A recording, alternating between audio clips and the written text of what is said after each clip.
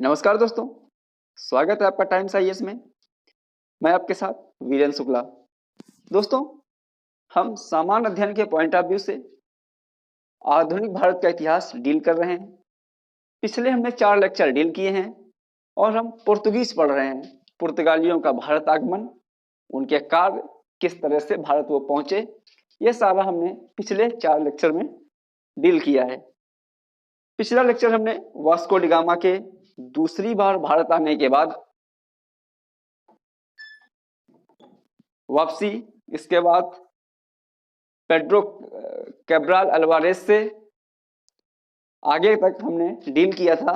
किस तरह से उसके संबंध तनावपूर्ण हो गए, किस तरीके से अरब और लोकल्स का एक नेगोशिएशन होता है और एक एलाई के साथ युद्ध होता है और इसमें दोनों एक दूसरे को नुकसान पहुंचाते हैं। इस स्थिति से हम आज आगे डील करेंगे। आगे हम डील करेंगे फ्रांसिस्को डी एल्मीडा। फ्रांसिस्को डी एल्मीडा एक पुर्तगाली था, पुर्तगाली गवर्नर था।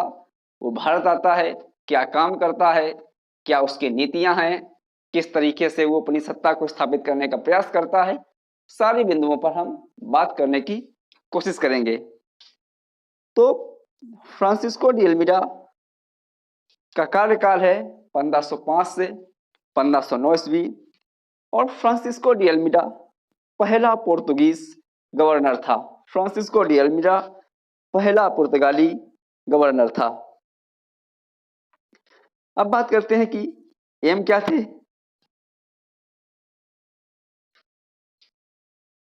पुर्तगालियों के, फ्रांसिस्को डी एल्मीडा के उद्देश्य क्या थे, किस उद्देश्य से वो भारत आया था,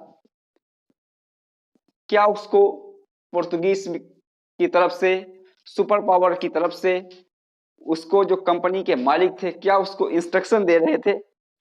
तो इन इंस्ट्रक्शन पर बात करेंगे कि फ्रांसिस्को डी एल्मीडा को भारत में काम क्या करना था।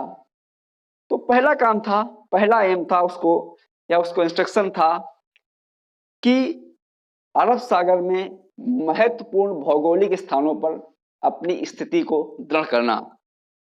अरब सागर में जैसे अंजना द्वीप, कोचीन, कन्नौर, किलावा, ये जो महत्वपूर्ण स्थान थे, मालाबार तट पर, केरल के आसपास, कालीकट के आसपास जो महत्वपूर्ण स्थान थे, इन महत्वपूर्ण स्थानों पर उसको पुर्तगीज की शक्ति को मजबूत करने का निर्देश था। उसका उद्देश्य था कि यहाँ पर वो अपने व्यापार वाणिज्य को मजबूत करे, यहाँ पर वो दूसरे जो व्यापारी हैं उनको इस क्षेत्र से व्यापार करने से बाहर करे और ये क्षेत्र हर तरीके से पुर्तगालियों के लिए सुलभ कराए, उपलब्ध कराए, ताकि यहाँ पर अधिक से अधिक नियंत्रण स्थापित करके यहाँ पर व्यापारिक हितों को साधा जा सके और अधिक से अधिक मुनाफा कमाया जा सके।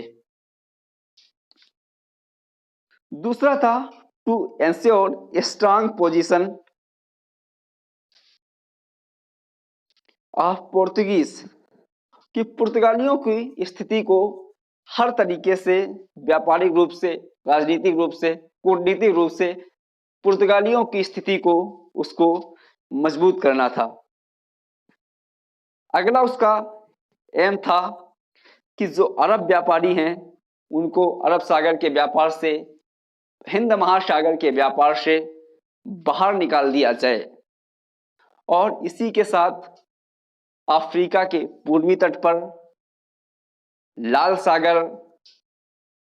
एडन की खाड़ी, हॉर्मुज जल संधि, मालाबार तट, मलक्का जल संधि पर जो महत्वपूर्ण व्यापारिक स्थान थे, इन स्थानों पर कब्जा कर लिया जाए, नियंत्रण कर लिया जाए, इस क्षेत्र की सारी शक्तियों को पराजित कर दिया जाए और पुर्तगालियों को एक छत्र शासक बना दिया जाए। इस हिंद महासागर और अरब सागर के व्यापार में केवल पुर्तगालियों की मोनोपोली एस्टेब्लिश हो, एकस अधिकार हो।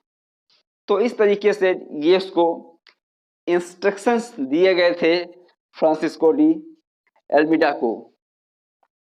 लेकिन ये इंस्ट्रक्शन तो थे फ्रांसिस्को डी एल्मीडा को, जो पुर्तगीज की कंपनी, वहां पर बैठे उस कंपनी के मालिक, उसको नियंत्रण ये निर्देश इंस्ट्रक्शंस दे रहे थे। लेकिन बात ये थी कि एल्मीडा, फ्रांसिस्को डी एल्मीडा के सामने चुनौतियां क्या थी? क्या इस क्षेत्र में नियंत्रण कर लेना इतना ही आसान था? क्या उसके सामने कोई बाधा नहीं थी? क्या उस क्षेत्र को आसानी से जीत सकता था? तो नहीं, फ्रांसिस्को डी एल्मीडा को जैसे इंस्ट्रक्शन थे, उस इंस्ट्रक्शन को लागू करने में बहुत सारी बाधाएं थी और उसके लिए फ्रांसिस्को डी एल्मीडा को बहुत प्रयास करना पड़ा। तो क्या क्या बाधाएं थी वो हम बाधाएं देखते हैं। पहले तो स्ट्रेस्ड रिलेशन विद जमोरिन, जो कालीकट के क्षेत्रीय राजा थे जमोरिन, उनसे पुर्तगालियों के संबंध तनावपूर्ण हो चुके थे। हम पिछले लेक्चर में ही पढ़े थे, ये प्रयास वास्को डी गामा ने भी किया था। ये प्रयास जो पेड्रो अल्वारेज कैब्राल था उसने भी प्रयास किया था। वो चाहते थे कि इस क्षेत्र में केवल पुर्तगालियों की मोनोपोली एस्टेब्लिश हो, व्यापार करने का अधिकार इस क्षेत्र में पुर्तगालियों को ही हो, और इस बात के लिए जमोरिन ने मना कर दिया था। पुर्तगाली चाहते थे कि इस क्षेत्र से जो परंपरागत व्यापारी हैं, ईस्टर्न अफ्रीका कोस्ट के व्यापारी हैं, जो अरब सागर में जो दूसरे अरब व्यापारी हैं, इनको बाहर निकाल दिया जाए। लेकिन जमोरिन ऐसा करने से मना कर देते हैं। तो इसी बात को लेकर पुर्तगालियों से तनाव की स्थिति है। तो जो क्षेत्रीय राजा हैं उनके साथ जब तनाव की स्थिति है, तो जो दूसरी संधियां हैं, जो हित हैं, जो अपने इंटरेस्ट का मामला यहाँ कॉन्फ्लिक्ट ऑफ इंटरेस्ट का है, क्योंकि राजा से संबंध तनावपूर्ण है और उसी राजा के क्षेत्र में व्यापार वाणिज्य स्टैब्लिश करना है। तो ये एक बहुत बड़ी चुनौती थी, बहुत बड़ा चैलेंज था फ्रांसिस्को डी एल्मीडा के सामने। दूसरा चैलेंज क्या था? दूसरा चैलेंज था कि इजिप्ट के सुल्तान का जो था वो भी इस क्षेत्र में अपना व्यापार वाणिज्य स्थापित करना चाहता था। आज का मिस्र, इजिप्ट, ये भी अरब क्षेत्र में ही आता है। तो हालांकि आज इस समय ये उत्तरी पूर्वी अफ्रीका का देश है। रेड सी से, बाब अल मंदेब जल संधि से, आप लाल सागर से होते जब सुएज कैनाल से गुजरेंगे, तो ये भौगोलिक स्थिति है इजिप्ट की। लेकिन इजिप्ट भी इस क्षेत्र में एक व्यापार वाणिज्य का हिस्सेदार रहा था। उसके भी व्यापारी यहाँ आते जाते रहते थे और उसका व्यापार था। तो वो पुर्तगालियों को इस क्षेत्र से बाहर निकालना चाहता था और पुर्तगाली इजिप्ट को, व्यापारियों को बाहर निकालना चाहता था। तो इस बात को लेकर पुर्तगालियों और इजिप्ट के शासक के बीच तनाव था और इजिप्ट का शासक जो था वो भारत के गुजरात के शासक के साथ मिलकर एल्मीडा के लिए समस्याएं पैदा कर रहा था और एक बड़ी चुनौती प्रस्तुत कर रहा था, जिससे एल्मीडा को निपटना मजाक बिल्कुल नहीं था। एक कड़ी और एक बड़ी चुनौती पेश करता है इजिप्ट का सुल्तान। तो इजिप्ट का सुल्तान भी एक बड़ी समस्या था और जो भूमध्य सागर में स्थित वेनिस और जिनेवा के जो व्यापारी थे, उनका भी व्यापार प्रभावित हो चुका था इन पोर्तुगीज के भारत आने से।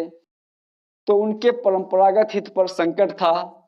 तो ये भूमध्य सागर स्थित वेनिस और जिनेवा के व्यापारी भी इजिप्ट के शासक को एम्फेसाइज कर रहे थे, प्रमोट कर रहे थे, उनको कह रहे थे कि आप पुर्तगालियों को इस क्षेत्र से बाहर करिए। तो वो भी लगातार इनकरेज कर रहे थे इजिप्ट के शासक को। ये बड़ी समस्या थी फ्रांसिस्को डी एल्मीडा के सामने इस क्षेत्र की सत्ता में, इस क्षेत्र की सत्ता को स्थापित करने के लिए। और इसी को लेकर जो इंस्ट्रक्शंस थे, जो गाइडलाइंस थे एल्मीडा के सामने, उनको लागू करने में एक युद्ध होता है जिसे बोलते हैं बैटल ऑफ द्यू। ये एक नौसैनिक युद्ध होता है, नेवल युद्ध होता है। ये एक नाविक युद्ध था जिसमें एक तरफ था फ्रांसिस्को डी एल्मीडा, मतलब एक तरफ थी पोर्तुगीज की पावर और दूसरी तरफ थी गुजरात और इजिप्ट का एक गठबंधन था, एक अलायंस था, एक कोएलिशन था, एक नेक्सस कह सकते हैं आप, एक गठबंधन था। तो इसमें इस युद्ध में पुर्तगीज सत्ता की पराजय होती है और ये गुजरात के शासक और इजिप्ट के सुल्तान का जो गठबंधन था ये विजेता बनकर उभरता है और पुर्तगीज सत्ता को हानि होती है, उनकी छवि को हानि होती है, उनकी ख्याति को नुकसान पहुंचता है, उनको आर्थिक और व्यापार वाणिज्य नुकसान पहुंचता है। पुर्तगीज की पराजय होती है और जो एलाय पावर्स थी इनकी विजय होती है। और इसी युद्ध में बैटल ऑफ द्यू में जो एल्मिडा का पुर्तगीज गवर्नर था फ्रांसिस्को डी एल्मिडा, इसका पुत्र भी मार दिया जाता है। लेकिन अगले ही साल फ्रांसिस्को डी एल्मिडा जोरदार तरीके से रिटेलिएट करता है, प्रतिशोध की भावना से बदला लेने की कोशिश करता है और इस बार पुर्तगीज पावर ने जो पिछले बार का विजेता गठबंधन था उस पिछले बार के विजेता गठबंधन को ये अगले ही साल पराजित करता है और अपना डोमिनेंस दोबारा से स्थापित कर देता है। तो इस तरीके से फ्रांसिस्को डी एल्मिडा काफी हद तक जो उसको इंस्ट्रक्शन थे, गाइडलाइंस थे, उनको लागू करने का प्रयास करता है और सफलतापूर्वक खुद को इस क्षेत्र में स्थापित करने के प्रयास करता है। फ्रांसिस्को और आगे भी देखेंगे कि कहां तक एल्मिडा सफल रहा। इसके बाद अल्फांसो डी अल्बुकर्क आएगा, फिर नीनो डी कुन्हा आएगा, तो आगे लेक्चर में देखेंगे। तो फ्रांसिस्को डी एल्मिडा की एक पॉलिसी के बारे में पढ़ेंगे, इसका विजन क्या था। फ्रांसिस्को डी एल्मिडा की पॉलिसी थी ब्लू वाटर पॉलिसी, शांत जल की नीति, या इसको कहते हैं कार्टेज आर्मेडा सिस्टम। इसके तहत जो भी अरब सागर से जहाज गुजरते थे उनको ये परमिट जारी करते थे और अगर इनसे परमिट नहीं लिया जाता था तो ये उस जहाज को बंधक बना लिया करते थे, उसे परेशान करते थे और परमिट जारी करने के बदले ये पैसा लिया करते थे। और यही नीति बाद में इनके लिए बहुत इनकी सत्ता के पराजय का कारण बनेगी। तो शांत जल की नीति या कार्टेज आर्मेडा सिस्टम पॉलिसी थी अल्मेडा की, और फ्रांसिस्को डी अल्मेडा का विजन था to make Portuguese master of Indian Ocean, Hind Portuguese सत्ता को हिंद महासागर का मालिक बनाना, सुपर पावर के रूप में पोर्तुगीज सत्ता को स्थापित करना। तो ये था दोस्तों फ्रांसिस्को डी अल्मेडा, पुर्तगाल का पहला गवर्नर। अब हम पुर्तगाल की सत्ता को समझने के लिए, पढ़ने के लिए बैकग्राउंड के बाद इस लेक्चर से हम वास्तविक रूप से पुर्तगालियों को पढ़ने के लिए, समझने के लिए, उनके कार्य को समझने के लिए मुख्य इतिहास में प्रवेश कर चुके हैं। तो आज हमने देखा है फ्रांसिस्को डी अल्मेडा और अगले लेक्चर में हम अल्फांसो डी अल्बुकर्क और नीनो डी कुन्हा को देखेंगे। तो फिलहाल दोस्त इस लेक्चर में इतना ही। जुड़े रहिए आप टाइम्स आईएएस के साथ। Thank you very much.